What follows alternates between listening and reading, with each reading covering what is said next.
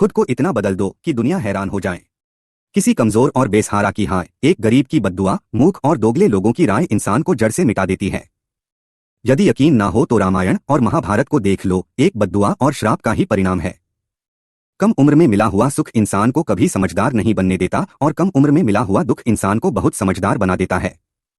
जरूरी नहीं जो माफी मांगे वही गलत हो, कभी कभी कुछ रिश्ते जुड़े रहे इसलिए भी बेवजह माफी मांगी जाती है।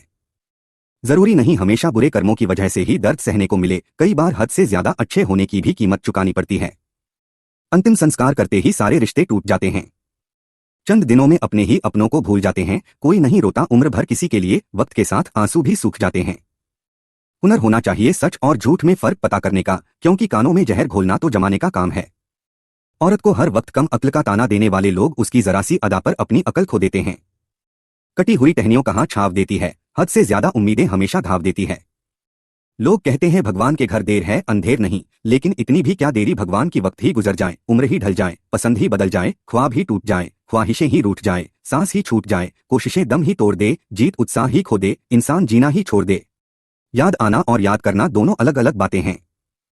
याद हम उन्हें करते हैं जो हमारे अपने होते हैं, और याद हम उन्हें आते हैं जो हमें अपना समझते हैं।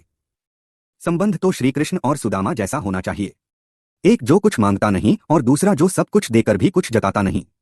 दिन बीत जाते हैं कहानी बनकर, यादें रह जाती हैं ईशानी बनाकर, पर रिश्ते हमेशा रहते हैं, कभी होठों की मुस्कान बनकर तो कभी आंखों का पानी बनकर। समंदर चाहे जितना भी मोती लुटा दे, दुनिया वाले उसे खारा ही कहेंगे। ठीक उसी तरह तुम दूसरों के लिए अपना अच्छा वक्त और सहयोग लगा दो, मगर वो तुम्हें बुरा ही कहेंगे। खामोशी ही ठीक है हमें साहब, हमारी बातों से लोग नाराज हो जाते हैं। कोई फायदा नहीं किसी के पीछे पीछे जाने का, हंसते हंसते अपना जीवन बिताओ और त्याग दो उसे जो तुम्हें भूल गया हो। एक बार सच और झूठ स्नान करने गए।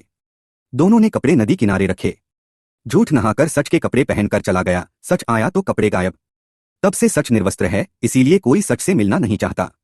झूठ सच के कपड़े पहनकर सच के रूप में प्रतिष्ठित है, और लोग झूठ को ही देखना और मिलना पसंद करते हैं। दोस्तों, इस